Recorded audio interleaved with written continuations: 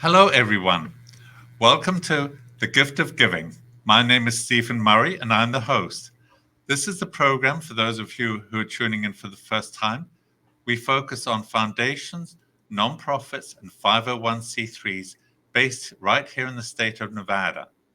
These are the people in the trenches who are making our world and our community a brighter and better place. It's now the end of April, and in May, we have Foster Care Month. So it's only appropriate that we focus on foster care this episode. And we're focusing with two organizations that deal with foster care. The first team is based out of Elko. It's Northern Nevada Moses Project. And I'd like to welcome the founders, John and Alicia Gift, and Melissa Holbert, who's going to be taking over the reins when Jonathan and Alicia back away from the project due to other ventures. And also in our studio here, we have Latoya Latoria Kern with Whalers. from Whalers Creation. Yes. I know. It's just your smile. It's just wonderful to have your smile on the program. Yes, Latoya from Whalers Creation. And her organization handles children when they leave foster care, and she provides all kinds of services. So welcome to the program, all of you. Thank you for taking time to be with us, and thank you for being on the show here. Absolutely. Thank you for having me. You're Thank very you. welcome. And so we're going to start by finding out what made you start these organizations. What was it that prompted it? And give us a brief overview. So, John and Alicia, let's start with you. Whose idea was it to form the Northern Nevada Moses Project? Was that John's or Alicia's? That was all Alicia. Alicia? Yes. Okay, So, Alicia, would you like to give us a brief history of the organization and what made you start it up? in August of 2020, right at the peak of COVID, we became foster parents. And as prepared as we thought we were, we realized soon after that we were nowhere near prepared, and it's very expensive to bring these kids into your home and to provide a new normal, because we never wanted these kids to feel like they were we wanted them to have the normalcy that our children have. So we realized just the cost and the different things involved. John and I thought about it, we prayed on it, and we were, making the decision that, yes, this is something that we're supposed to do. So we started taking donations from our community. We went through the routes of becoming a 501c3. It was a lot of work. It was a lot of money and a lot of time, and it all started out of our garage, and now it's exploded into something big and amazing. Wow, that is talking about exploding into something amazing. You have branches, I don't know if they're satellite organizations in Winnemucca, Reno, and Fernley. Now, are these part of an umbrella organization, or they're under the same name? So did you start these up as well? So these were started by fellow foster parents, or the Winnemucca branch was started by former foster youth. He was actually working as a volunteer with us in Elko, and he moved back with his family in Winnemucca. And I said, we could really use some help for the foster parents over there. Just all the rurals are, lacking in support. So he loved the idea and went along with it, and he started it up under our 501c3, and it's been going ever since. The Fernley branch is very small. It's also a foster parent. And then we have the one in Reno that serves the area around Reno, because Reno is very well taken care of, but the rurals around Reno, they could use some help too. So she's actually started the branch over there, and she's a foster parent as well. So it's amazing that there's such a need in the rurals. One wouldn't have thought it. So thanks for recognizing that need and picking up the ball and running with it. Thank you all for doing that. And we'll now go to Latoria here, and we'll find out what made you get involved with Whalers Creation. Yeah, so I was I went to graduate school in Anchorage, Alaska. And while I was in grad school, I worked at a junior college and I worked in the admissions office. So this young lady came into my office one day who wanted to go to school for computer studies and got ready to do her paperwork. And I asked her if she had a high school diploma or GED so we can put that in. And she didn't have either one. And I was like, don't worry about it. I'll help you. She's young. I'm young.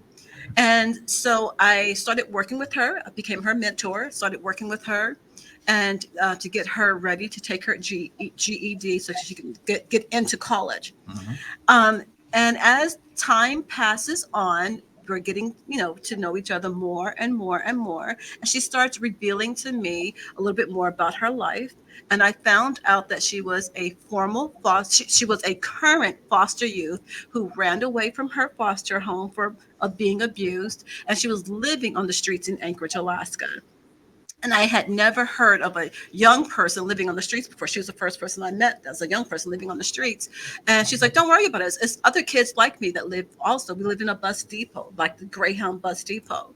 And I couldn't believe it. So I started calling around to all of these agencies and government officials and said, did you know that there are kids living on the streets? I was really angry. I was really passionate about these young people living on the streets. And there were foster kids that ran away from foster homes, and there were regular kids that just ran away from their homes that were living on the streets.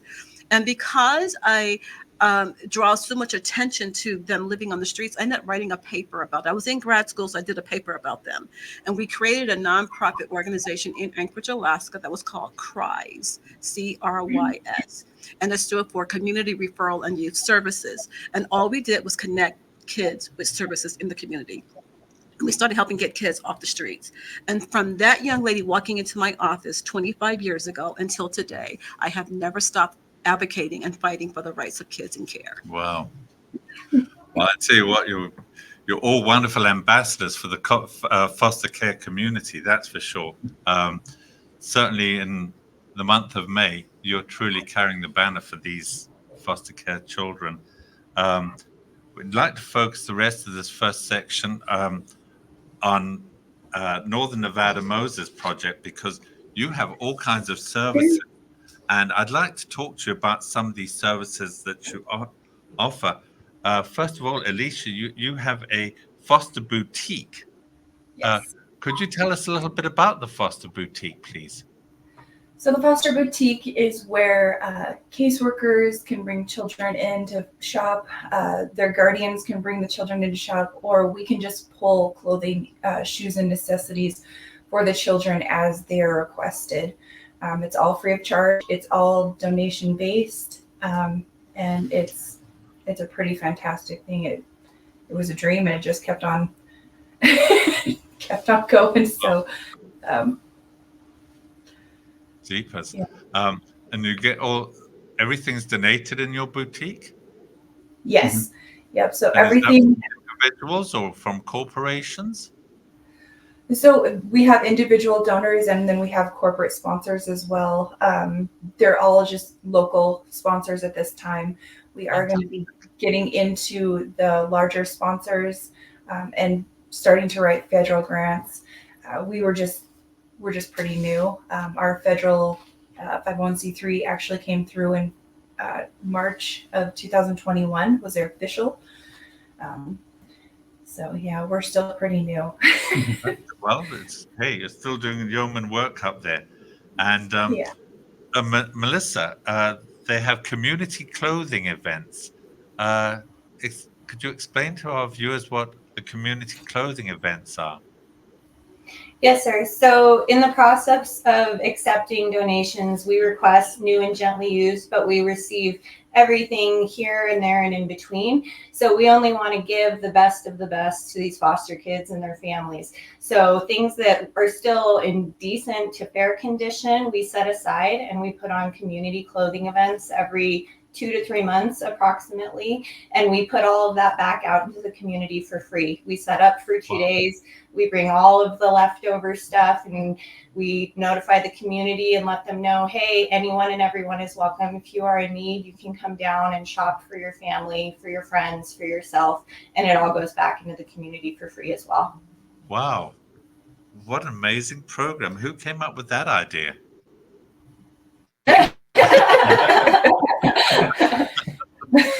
What a great program. We're going to take a little bit of a break for a word from our sponsor, and we'll be right back.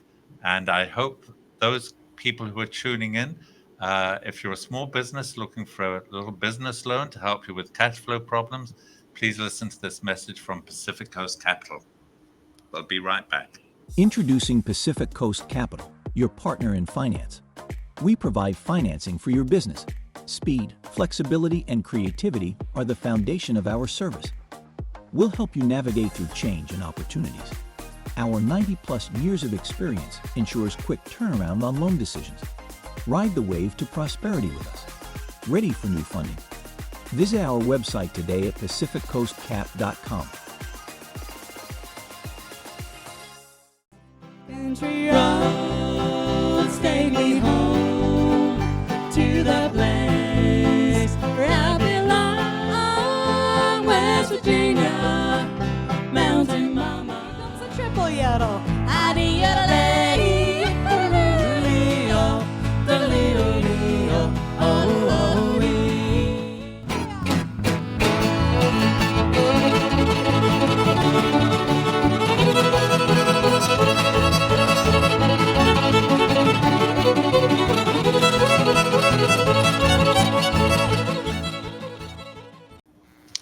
And welcome back, everyone. And also, I'd like to thank at this time the Firelight Barn Dinner Theatre, whose promotion you also saw. If you're looking to hold a special event or have a great night out, that's the place to be. So let's come back and let's wrap up with some of these events that you have. Jonathan, would you like to tell us a little bit about the backpack supplies for school children and those that come into care? Yeah, so kind of early in the game, the Elks, they were kind of doing backpacks for kids, and they gave us a grant, and we got talking to them, and they started giving us all these backpacks made for boys, girls, and different age groups, about 4 or 5 year groups. And each backpack contained school supplies, toiletries, teddy bear, blankets, just any essentials they might need. So when kids first came into care, we gave them a backpack, and it was just kind of a way to show them that they do matter and they deserve, the same thing as other kids get. And that was just one of the perks we like to give them. Sure. You've got amazingly giving community up there, that's for sure. Yeah. And Melissa, let's come back to you. What's a foster family appreciation event? So we try to put those on at least once a year, but we put those out to our foster and our guardianship families. And we just try to make a great fun day for them. We invite them out and we feed them, and we have events going on for the kids, like bounce houses, face painting, balloon animals, background music. This year we're going to try and hopefully get some caricatures, princesses and superheroes, and just put on a fun day for them, so that they can come out and, get to experience what that's like if they haven't had any other opportunity. I mean, hopefully it's not the only opportunity, but we want to ensure that they get to get out and have some fun and just, have a blast like kids should. Absolutely. Okay, and let's come back to Loria a little bit now. And what made you realize that there was a need here in Nevada when you moved here, that there was this need to help kids when they leave foster care, because that's where your organization focuses on? So we do a lot of statistical research and data and everything like that. So because I've always been involved in my adult life, working with the foster care system, we moved to Las Vegas knowing, some facts about Las Vegas situation with kids in care. We have the highest high school dropout rates, and when we have the worst, everything. Foster kids or that in care are always the one that are hit the hardest. So we, want to increase those graduation rates among our kids that are in care. We want to decrease the number of kids who are ending up homeless after care. And we want to make sure that our kids are able to have a place to sleep and eat. And so these are the reasons why we started doing Wayla's Creation here in Las Vegas. We started in Washington, D.C., and moved to Las Vegas in 2018. COVID shut us down for a while, like it affected everyone. Sure.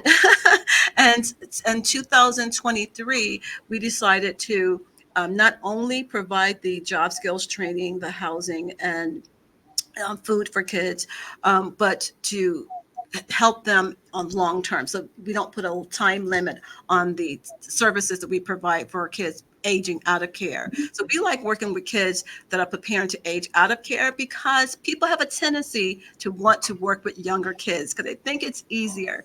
But our kids that are aging out of care are the ones that are ending up homeless on the streets. So that long-term care is needed more than ever before. Boy, sounds like it. Mhm. And you gave us a little clipping to watch of your I organization. did. So we'll have our producer show that now, and let's turn around and watch the clipping. Hi, I'm Tommy Lynn Clark, the current Mrs. Nevada 2023. Did you know that a child in the United States is abused and neglected every 47 seconds? It's a shocking statistic, but one that we can't ignore. According to the Children's Defense Fund, over 500,000 American youth face long-term challenges that impact their emotional, behavioral, and physical well-being, hindering their potential. But you can make a difference. Your donations to Whalers Creation will directly support job training, housing, and food programs that complement foster care, adoption, and mentoring efforts.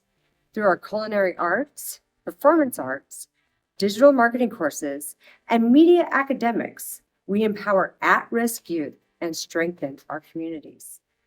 From city to city, coast to coast, nation to nation, our focus is family. Please help us make a difference. The number is 702-235-5490.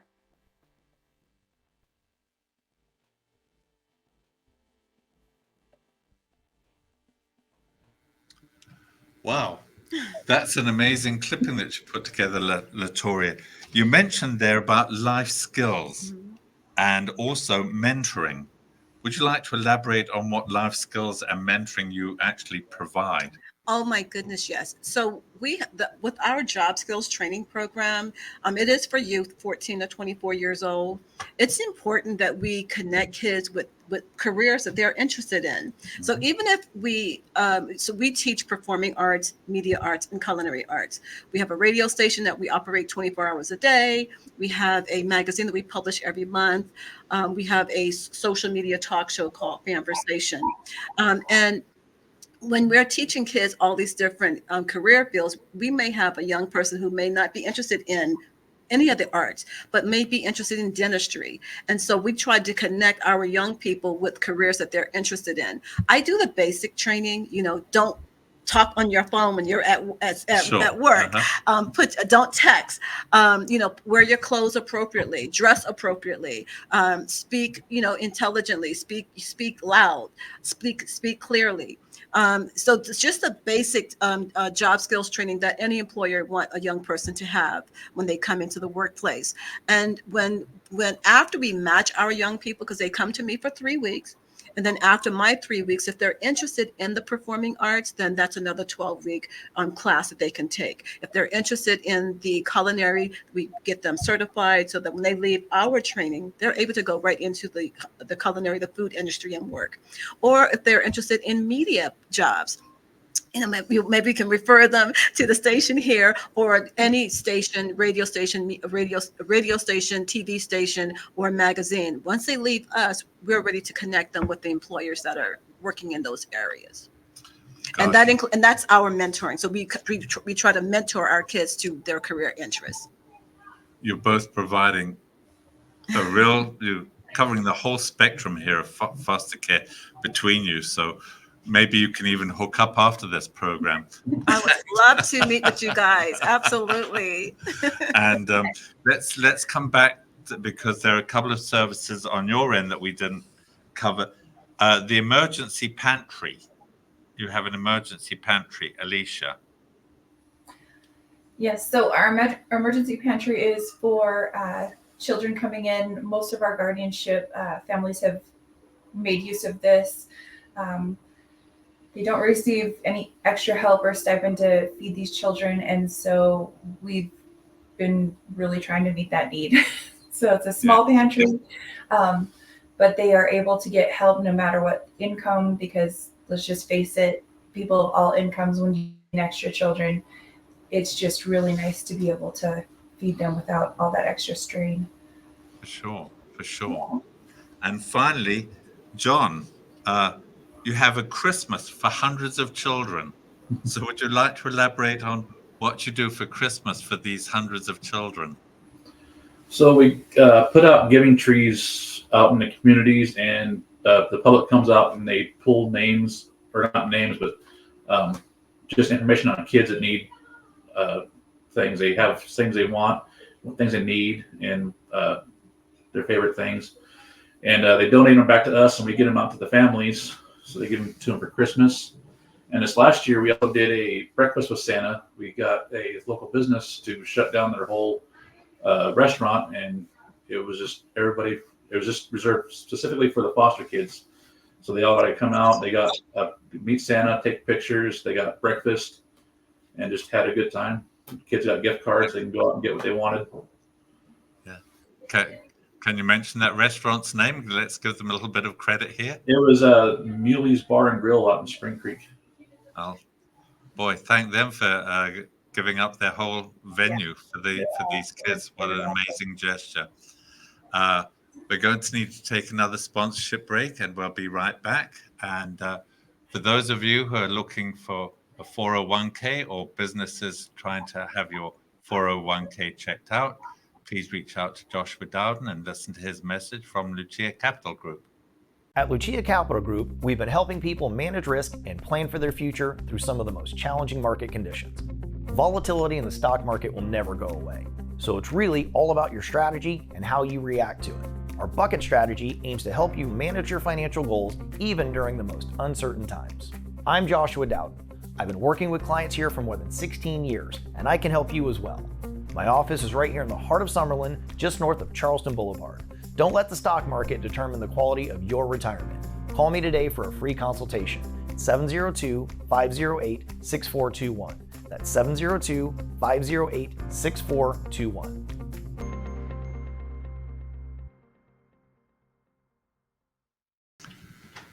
Welcome back. All of our guests today, all four of you, thank you for being with us and for helping promote Foster Care Month and for what you're doing in the foster care community. Melissa, let's go to you a little bit because you're about to take over the reins here. That's quite an undertaking that you've saddled yourself with, for want of a better phrase. Are you excited about it, and what makes you take on this monumental task here?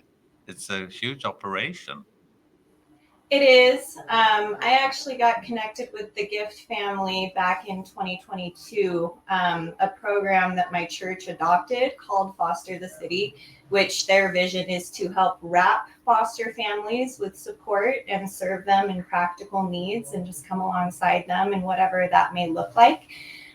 So I got partnered with them, and then I found out what they were doing with the Northern Nevada Moses Project and began volunteering in little ways here and there, however I could. And we just started working together more and more closely. And late last year, Alicia approached me and let me know that they were going to have to be moving sometime this year.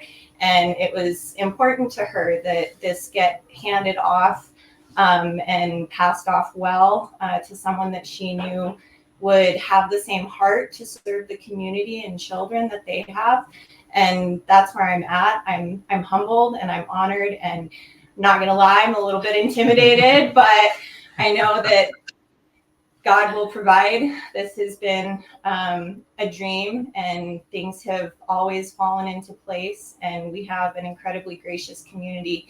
People are very generous and they want to help. So as long as people are willing and able to step in and stand in the gap for these children, I believe we can continue to serve them well. Oh, and no doubt you will. And I think you're entitled to be a little bit intimidated. That's great, taking over an operation like that.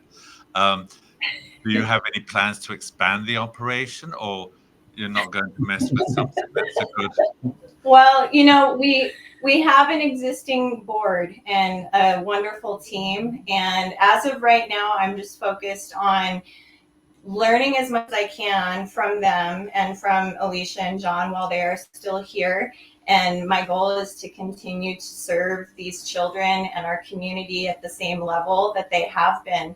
But my hope is that if things go well and we can continue to promote awareness and put ourselves out there and be more proactive, then yes, if the opportunities are there, we will expand and we will grow. But we'll cross that bridge when we get to it. Yeah, let's not rush things, right? Right. Do you have any plans for expanding, or what's your vision? Are you happy with where your organization at and just expanding, taking more children or post foster care kids, or Well, do you have other plans to expand yours? The work that we do, honestly, is needed in every city, every state throughout the United States.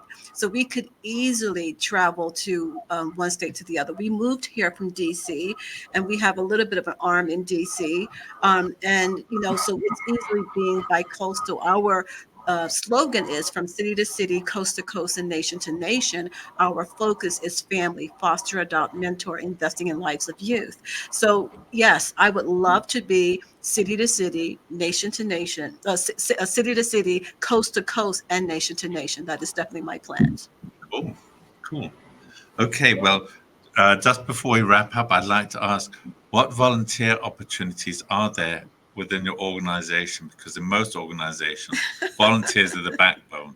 Absolutely, yes. Absolutely, yes. So we are always recruiting new board members. So if there's anyone that has a passion or a love for working with children and want to see older kids age out of the foster care system successfully, we could use board members with a passion.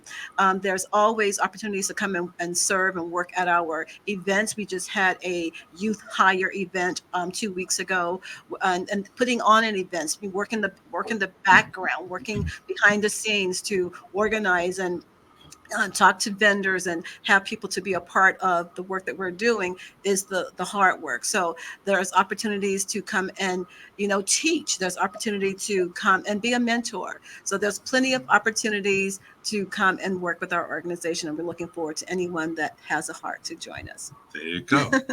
Sounds very noble.